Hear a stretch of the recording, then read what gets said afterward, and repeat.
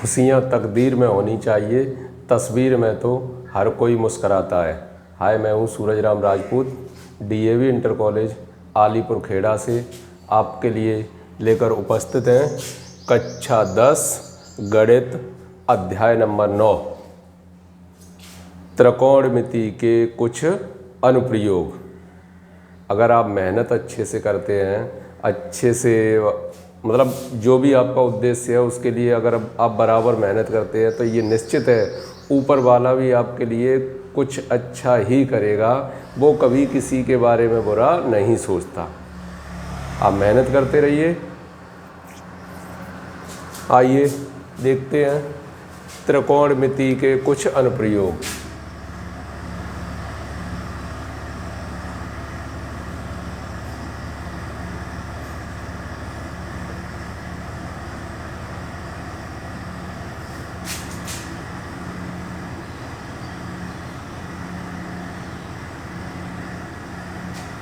दूसरी लैंग्वेज में इसे कह सकते हैं अगर आप चाहें तो ऊंचाई और दूरी से रिलेटिव क्वेश्चन।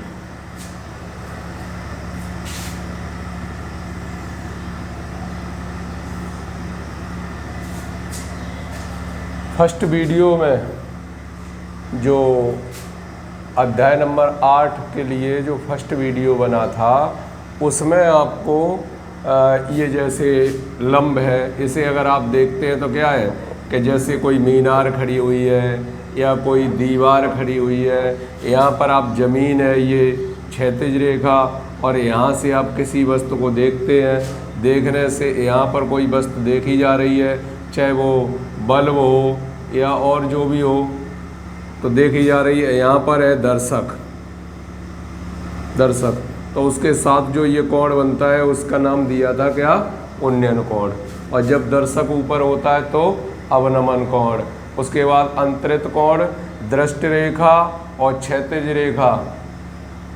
यहाँ ये क्या कहलाती है, दृष्टि रेखा, जिस पर दृष्टि पड़ती है, दृष्टि रेखा। और ये क्या है, क्षैतिज रेखा, क्षैतिज रेखा। इस तरीके से ऊंचाई और दूरी के प्रश्नों को आपको हल करना है।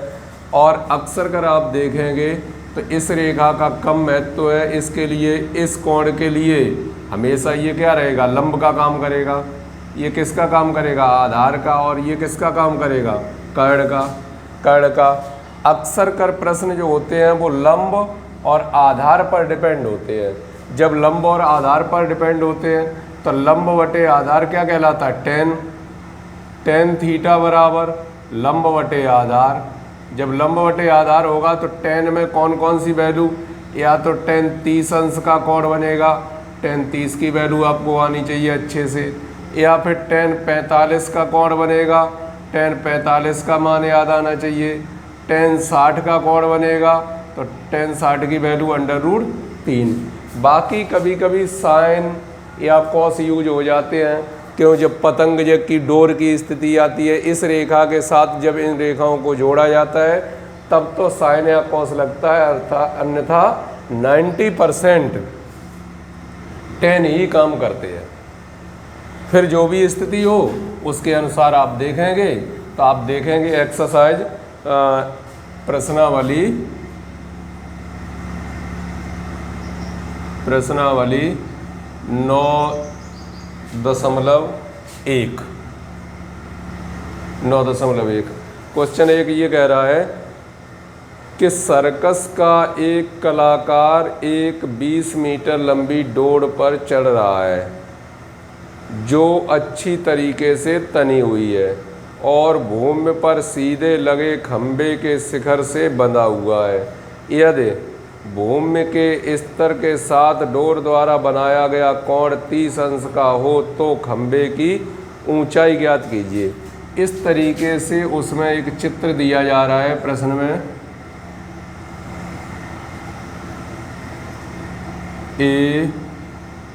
ABC। ये डोरी तनी हुई है 20 मीटर और ये कोण बन रहा है कितना, 30 अंश का। और 30 अंश का, और ये 90 डिग्री कोण होगा ही। और क्या कह रहा है, सर्कस का एक कलाकार 20 मीटर लंबी डोरी पर चढ़ रहा है, इस पर चढ़ रहा है, ये डोरी अच्छी तरीके से तनी हुई है और भूमि पर सीधे लगे खंभे, खंभा कौन सा लगा ये आपको दिखाई दे रहा है, ये खंभा लगा हुआ है। भूमि के स्तर के साथ डोर द्वारा बनाया गया कोण 30 अंश है। खंभे की ऊंचाई ज्ञात कीजिए, ये ऊंचाई, खंभे की ऊंचाई ज्ञात करना है। तो त्रिभुज, क्वेश्चन नंबर पहला है, त्रिभुज ABC में माना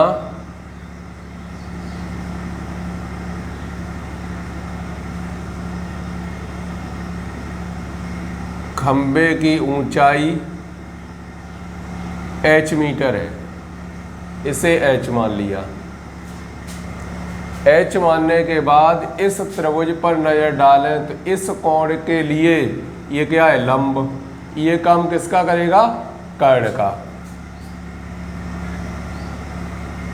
लंब और कर्ण, जब लंब और कर्ण है तो लंब कर्ण क्या होता है, साइन 30 बराबर लंब AB बटे कर्ण AC।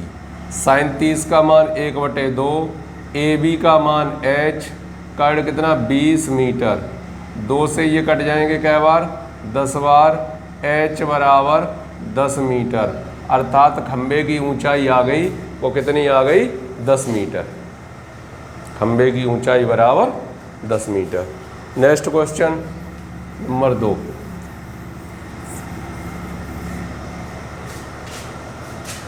आंधी आने से एक पेड़ टूट जाता है और टूटा हुआ भाग इस तरह मुड़ जाता है कि पेड़ का शिखर जमीन को छूने लगता है और इसके साथ 30 अंश का कोण बनाता है। पेड़ के पाद बिंदु की दूरी जहां पेड़ का शिखर जमीन को छूता है 8 मीटर है। पेड़ की ऊंचाई ज्ञात कीजिए, पेड़ की ऊंचाई ज्ञात कीजिए। तो जैसे ये आप कल्पना करेंगे, इस तरीके से पेड़, अगर कोई पेड़ खड़ा हुआ है, पेड़ खड़ा है इस तरीके से, अगर ये यहाँ से टूटेगा, कभी आंधी में आपने डालियों को टूटते हुए देखा, यहाँ से टूटेगा तो ये ऐसा झुक के यहाँ आ जाएगा, कोई कोण नहीं बनाएगा, वैसा ही लटक जाएगा। और जब नीचे वाली दूरी कम होगी, ऊपर वाली दूरी अधिक होगी, अगर ये यहाँ से टूटेगा तो ये ऐसा ज़मीन से लग जाएगा। ये पूरा पेड़ ही है यहाँ से यहाँ तक, तो ऐसा ज़मीन से लग जाएगा। तो उसके अनुसार आंधी आने से एक पेड़ टूट जाता है और टूटा हुआ भाग इस तरीके से मुड़ जाता है कि पेड़ का शिखर ज़मीन को छूने लगता है। यानी जो शिखर यहाँ पर था वो ज़मीन को छूने लगा, यहाँ पर छूने लगता है और इसके साथ 30 अंश का कोण बनाता है। ये कोण कितने का बना रहा है, 30 अंश का कोण बनाता है। पेड़ के पाद बिंदु, पेड़ का आधार कौन सा है, ये पेड़ के पाद बिंदु की दूरी जहाँ पर पेड़ का शिखर जमीन को छूता है 8 मीटर है। ये दूरी कितनी है, 8 मीटर, 8 मीटर है। पेड़ की ऊंचाई ज्ञात कीजिए। ये पेड़ की टोटल ऊंचाई, यहाँ से हमें यहाँ तक की ऊंचाई चाहिए। नाम डाल दिया कुछ A B C और D, इस तरीके से डाल दिया। इस कोण के लिए ये किसका काम करेगा, लंब का काम करेगा। ये किसका काम करेगा, कर्ण का काम करेगा। और ये किसका काम करेगा, आधार का। अब पेड़ की ऊंचाई आपको पूछी जा रही है। जब पेड़ की ऊंचाई पूछी जा रही तो एक तो हमें ये पता होना चाहिए और जितना ये भाग है उतना ये भाग है। यानी लंब और कर्ण निकालने के बाद अगर इन दोनों को आपस में जोड़ लें तो पेड़ की कुल ऊंचाई आपको प्राप्त हो सकती है। या उसने ये पूछा होता कि पेड़ कितनी ऊंचाई से टूटा है, तब तो आपको केवल लंब निकालने की आवश्यकता थी। अगर लंब आ गया, माना लंब 10 मीटर आ गया, तो आप कह सकते हैं कि पेड़ 10 मीटर की ऊंचाई से टूट गया है। तब इस प्रकार की कंडीशन बनके तैयार हुई है। तो आइए देखते हैं इसके लिए ये लंब है, ये कर्ण है, ये आधार है। तो आधार दिया, ये लंब है, लंब निकालना, लंब आधार, लंब बटे आधार त्रिभुज ABC में, त्रिभुज ABC में tan 30 बराबर लंब बटे आधार, tan 30 का मान 1/√3, BC लंब, लंब को BC रहने दिया, आधार कितना है 8, BC का मान निकाला तो कितना आएगा 8/√3 मीटर। ये आ गया, BC का मान आ गया।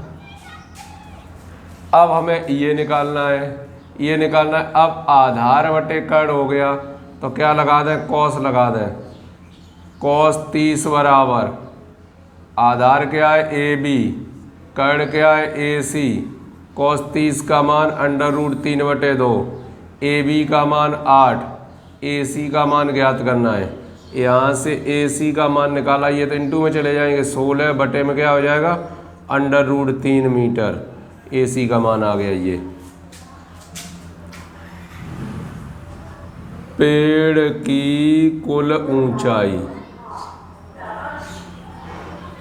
पेड़ की कुल ऊंचाई BC प्लस AC 8/√3 धन 16/√3 24/√3, √3 का ऊपर नीचे गुणा, तो ऊपर 24/√3 बटे में 3, ये कट गए 8 बार, कितना आ गया 8/√3 मीटर। अब चाहेंगे तो क्या कर सकते हैं, √3 का मान रख सकते हैं 1.732, उसके बाद उसे गुणा करके अंकिक मान उसका प्राप्त कर सकते हैं। इस प्रकार से आपको प्रश्नों को करना है।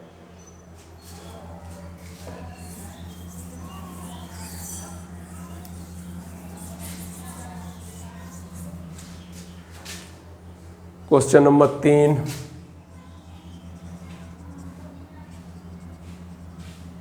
तीसरा क्वेश्चन क्या कह रहा है, एक ठेकेदार बच्चों को खेलने के लिए एक पार्क में 2 फिसलन पट्टी लगाना चाहती है। 5 वर्ष से कम उम्र के बच्चों के लिए वह एक ऐसी फिसलन पट्टी लगाना चाहती है जिसके शिखर 1.5 मीटर की ऊंचाई पर हो और भूमि के साथ 30 अंश के कोण पर झुका हुआ हो, जबकि इसके अधिक उम्र के बच्चों के लिए वह 3 मीटर ऊंची एक अधिक ढाल की फिसलन पट्टी लगाना चाहती है जो भूमि के साथ 60 अंश के कोण बनाती हो। प्रत्येक स्थिति में फिसलन पट्टी की लंबाई क्या होनी चाहिए? प्रत्येक स्थिति में फिसलन पट्टी की लंबाई क्या होनी चाहिए? जैसे ये तो पूरा आधार है, एक तरफ क्या करती है, ठीक है, 5 वर्ष के कम बच्चों के लिए जिसका शिखर 1.5 मीटर, ये ऊंचाई जो है वो कितनी है 1.5 मीटर। इस तरीके से बनाया तो ये कोण जो है वो कितने का बनाना चाहती है 30 का। 1.5 मीटर ऊंचा भूमि के साथ 30 अंश के कोण पर, जबकि इससे अधिक उम्र के बच्चों के लिए वह 3 मीटर। जो अधिक उम्र के बच्चे हैं उनके लिए 3 मीटर ऊंचाई, तब कोण कितना 60, कोण 60। प्रत्येक स्थिति में फिसलन पट्टी की लंबाई, ये फिसलन पट्टी है, नाम आप डाल सकते हैं ऐसे ही A B C D और E। ये दोनों, ये जो दिखाई दे रही है आपको, ये और एक ये दोनों क्या हैं फिसलन पट्टी, फिसलन पट्टियाँ हैं ये दोनों। इन पट्टियों की लंबाइयाँ आपको चाहिए, तो एक एक बार में विचार कर लेते हैं। त्रिभुज ABC में, त्रिभुज ABC में ये तो बिल्कुल शीर्ष खड़ा है तो 90 का होगा, ये भी कोण कितने का होगा 90 का होगा। इसे देखेंगे तो ये क्या है लंब है और ये कोण दिया है, हमें चाहिए क्या कर्ण, तो लंब बटे कर्ण क्या होता है साइन, तो साइन 30 बराबर लंब बटे कर्ण। साइन 30 का मान 1/2, लंब कितना है 1.5, कर्ण कितना है AC, AC का मान गुणा करेंगे कितना आ गया 3 मीटर। एक फिसलन पट्टी की लंबाई आ गई। दूसरी की चाहिए त्रिभुज CDE में, इसके लिए ये क्या है लंब, ये क्या है कर्ण, फिर से लगाना पड़ेगा साइन 60, तो साइन 60 लंब कितना है DE बटे में CE, साइन 60 की वैल्यू √3/2, DE का मान 3 बटे में CE ज्ञात करना है। इनसे ये कट जाएंगे कितने बार √3 बार, कैंची का गुणा C बराबर 2√3 मीटर। दूसरी पट्टी की लंबाई आ गई आंसर। मक्खियाँ परेशान करती हैं।